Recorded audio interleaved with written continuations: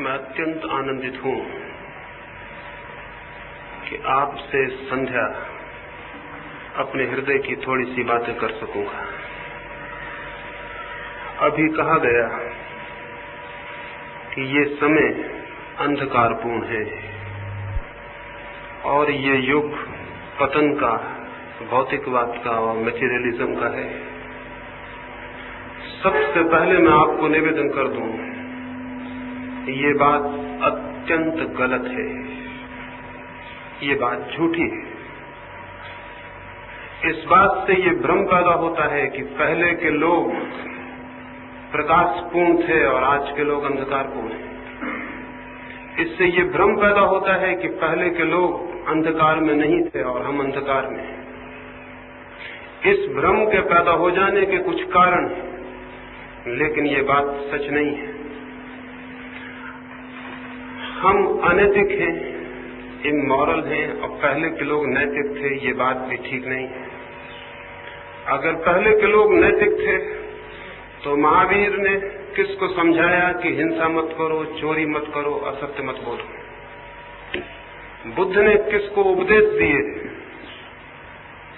राम और कृष्ण किन लोगों को समझा रहे थे अच्छा होने के लिए? अगर लोग अच्छे थे तो ये उपदेश व्यर्थ थे, झूठे थे, इनकी कोई जरूरत न थी। ये दुनिया में पुरानी सदियों में इतने इतने बड़े शिक्षक हुए, ये क्यों पैदा हुए? जहां अंधेरा होता है वहां दियों की जरूरत पड़ती है, जहां भूलें होती हैं वहां शिक्षक पैदा होते हैं, जहां गलतियां होती हैं वहां सुधारक का जन्म होता है। अगर पिछली सदियों में इतने बड़े सुधारक दुनिया में पैदा हुए, ये किस बात का सबूत है? इस बात का सबूत है उस दिन के लोग भी हमारे जैसे लोग थे, जैसे हमें वैसे वे लोग थे। वे भी चोरी करते थे और वे भी बेईमान थे और वे भी हिंसा करते थे और युद्ध करते थे। अगर वे बेईमान नहीं थे तो ईमानदारी की शिक्षाएं किसके लिए थी? अगर वे चोर नहीं थे तो चोरी न करने की बातें किसको समझाई जा रही थी?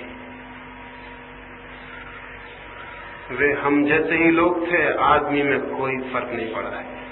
तो मैं आपसे कहना चाहूंगा, ये सदी अंधकार में है, इससे ये मतलब न लें कि पहले के लोग प्रकाश में थे। आदमी आज तक अंधकार में ही रहा है। ये भ्रम इसलिए पैदा होता है कि पहले के लोग अच्छे थे। इसके भ्रम के पैदा होने के पीछे कोई कारण है, वो ये, हम सारे लोग अभी जमीन पर 1000 साल बाद हमारी याद करने वाला कौन होगा? कोई भी नहीं। लेकिन गांधी याद रह जाएंगे, हम सारे लोगों के नाम भूल जाएंगे, हम सारे लोगों के कृत्य, हमारी नीति अनीति सब भूल जाएगा। एक गांधी याद रह जाएगा हमारे बीच, और 1000 साल बाद लोग सोचेंगे कि गांधी इतना अच्छा आदमी था तो उस जमाने के सारे लोग अच्छे रहे होंगे। आपको पता है बुद्ध के समय में कौन सा आदमी जमीन पर था, कौन सा आदमी सड़कों पर चल रहा था, कौन सा गांव में रह रहा था? आपको पता है कि राम के वक्त में कौन लोग थे? आपको पता है कृष्ण के वक्त में कौन लोग थे? सामान्य आदमी की कोई कथा बाकी नहीं रह जाती, जो कि असली आदमी है। थोड़े से अपवाद, थोड़े से एक्सेप्शंस याद रह जाते हैं और उनकी याददाश्त पर हम निर्णय करते हैं कि पहले के लोग अच्छे रहे होंगे। बुद्ध अच्छे थे, महावीर अच्छे थे, तो गांधी अच्छे थे तो हम अच्छे हैं। बल्कि सच्चाई यह है कि अगर सारे लोग अच्छे हो जाएं तो गांधी को याद रखने की कोई जरूरत नहीं रह जाएगी। अगर महावीर के समय के सारे लोग अच्छे होते तो महावीर का नाम हम कभी का भूल गए होते। वो उस पूरे अंधेरे में एक आदमी चमकता हुआ था, इसलिए दिखाई पड़ रहा है आज तक। अगर सारे लोग चमकते हुए होते, वो महावीर कभी के भूल जाते, कृष्ण भी कभी के भूल जाते। ये 10-15 लोगों के नाम हमें याद है केवल इसलिए कि इस पूरी अंधेरी रात में 10-5 चमकते हुए सितारे थे। लेकिन आदमी की जिंदगी आज तक जमीन पर अंधेरे से भरी रही है। 15,000 युद्ध लड़े गए हैं 5,000 वर्षों में। 15,000 युद्ध किन लोगों ने लड़े? अगर वे अच्छे लोग थे तो कौन लड़ रहा था? हिंदुस्तान की जमीन पर बुद्ध के समय में 2000 राज्य थे और हर रोज इस जमीन पर लड़ाई हो रही थी। कौन लड़ रहा था वो लड़ाई? और लड़ाई प्रेम से लड़ी जाती, ईमानदारी से। लड़ाइयां कैसे लड़ी जाती हैं। महाभारत हुआ हमारे इस मुल्क में। जिनको हम बहुत अच्छे लोग कहते थे, वे भी अपनी औरत को जुए पर दांव में लगा सकते थे। कैसे अच्छे लोग रहे होंगे, और अच्छे लोग थे तो जमीन के लिए लड़े। सारे मुल्क को शायद 2-4 हजार वर्ष के लिए रीढ़ तोड़ दी। जुआ खेलते थे, औरत को दांव पे लगा सकते थे, अच्छे लोग थे। बात असल ये है कि अतीत तो हमें भूल जाता है और वर्तमान हमें दिखाई पड़ता है। आप कहते हैं पीछे के लोग अच्छे थे और आज के लोग अंधेरे में। आज तक जमीन पर जितनी किताबें लिखी गई हैं, पुरानी से पुरानी किताब भी यही कहती है कि पहले के लोग अच्छे थे। वो पहले के लोग कब थे? आपने कोई ऐसी किताब पढ़ी है जो ये कहती हो आज के लोग अच्छे हैं? चीन में सबसे पुरानी किताब है, 6000 वर्ष पुरानी, वो भी कहती है कि पहले के लोग बहुत अच्छे थे, आज के लोग बिल्कुल बिगड़ गए, ये जमाना अंधकार का आ गए। 6000 वर्ष पुरानी किताब भी ये कहती है कि पहले के लोग अच्छे थे और आज का जमाना अंधकार का है। अगर आप उस किताब को पढ़ें तो ऐसा लगेगा हमारे जमाने के बाबत कह रहे हैं ये लोग। नहीं, इसमें कोई बुनियादी भ्रम है। पहले के लोग अच्छे कहने का कारण ये नहीं है कि पहले के लोग अच्छे थे, लेकिन आज के आदमी को कंडेम करना हो, उसकी निंदा करनी हो, तो इसके सिवाय कोई उपाय नहीं कि हम पहले के आदमी को अच्छा कहें और इसको नीचा दिखाएं। इसको नीचा दिखाने की हमारी बड़ी इच्छा है। जो हमारे साथ आदमी खड़ा है उसे नीचा दिखाने की इच्छा है। इसको कैसे नीचा दिखाएं? इसको नीचे दिखाने का एक रास्ता है कि पहले के लोग बहुत अच्छे थे। अगर पहले के लोग अच्छे थे तो ये बुरे लोग उन अच्छे लोगों से कैसे पैदा हो गए? अगर पहले की संस्कृति और सभ्यता अच्छी थी तो ये दुष्परिणाम कैसे आया? ये उसी का तो फल है, ये उसी का तो कॉन्सिक्वेंस है, ये उसी में से तो निकला है। ये जो कुछ निकला है उससे ही पैदा हुआ है। मैं क्या कहना चाहता हूं ये बात कहके? मैं ये बात कह के ये कहना चाहता हूं कि ये सवाल किसी युग का नहीं है कि आदमी अंधकार में। ये आदमी का चित्त जैसा है अभी और आज तक जैसा रहा है, उस चित्त से ये अंधकार पैदा हो रहा है। ये किसी युग की भूल नहीं है, ये आदमी का चित्त जैसा है उसका परिणाम है। और जब तक हम आदमी के चित्त को बदलने की कीमिया, तरकीब, उसको बदलने की विधि नहीं समझ लेते, और जब तक हम बहुत बड़े पैमाने पर आदमी की चेतना को बदलने का उपाय नहीं करते, तब तक जमीन पर अंधकार रहेगा। ये किसी युग का सवाल नहीं है, ये सतयुग और कलयुग का सवाल नहीं है।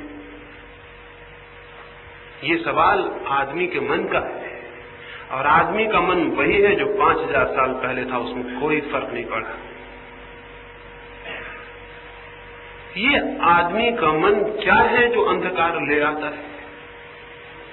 और इधर 5000 सालों में हमने कोशिश की इसको बदलने की, वो कोशिश असफल क्यों हो गई?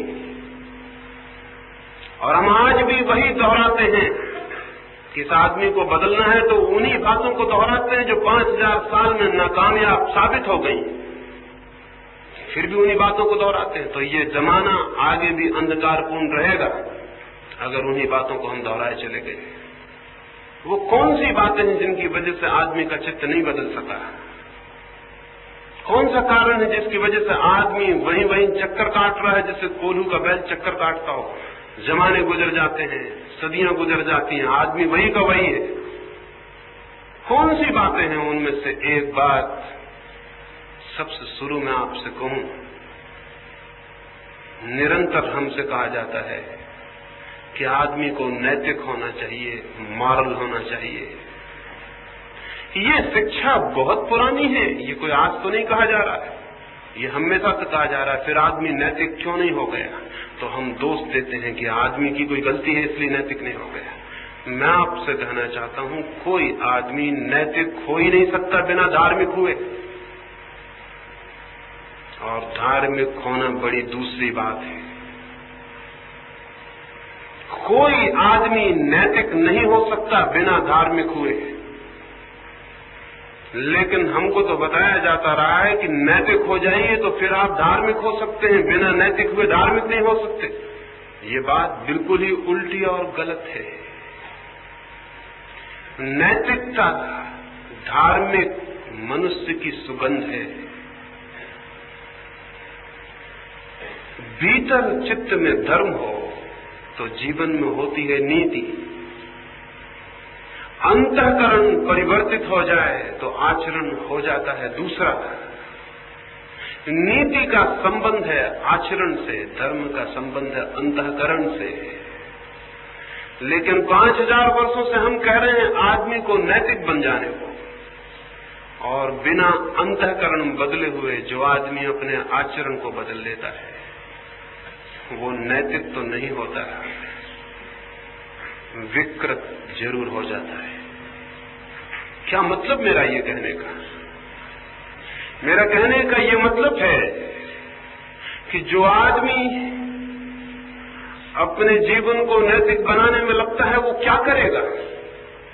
अगर उसके भीतर सेक्स है, काम है, जो कि होना चाहिए और है, उसके जीवन का स्वभाव का हिस्सा है, तो वो क्या करेगा नैतिक बनने को? वो आदमी ब्रह्मचर्य की कस्में लेगा नैतिक बनने को। ब्रह्मचर्य की कस्मों से क्या होने वाला है? इतना ही होने वाला है कि वह आदमी अपने सेक्स को भीतर दबाए चला जाएगा। ऊपर से ब्रह्मचर्य को ओढ़ लेगा और भीतर सेक्स को दबा लेगा, सप्रेस कर लेगा। वो दबी हुई कामुकता, वो दबा हुआ सेक्स नष्ट नहीं होगा, उसके भीतर उसके अचेतन मन की परतों में घूमने लगेगा, रात सपनों में आने लगेगा, कमजोर क्षणों में प्रकट होने लगेगा। वो उसके भीतर निरंतर मौजूद रहेगा और उसकी मौजूदगी उसको भयभीत कर देगी। वो घबराया हुआ रहने लगेगा। उसको अगर कहीं स्त्री दिख जाए तो वो घबराएगा, आंख बंद कर लेगा, वो दूर भागेगा, जंगलों में जाएगा, बस्तियां छोड़ेगा, क्योंकि भीतर भय है कि कहीं उसका ब्रह्मचर्य न टूट जाए। और ब्रह्मचर्य टूट जाने का भय क्यों है? भय है कि भीतर सेक्स की लहरें धक्के दे रही हैं, उनको वो ऊपर से दबाए हुए बैठा हुआ है।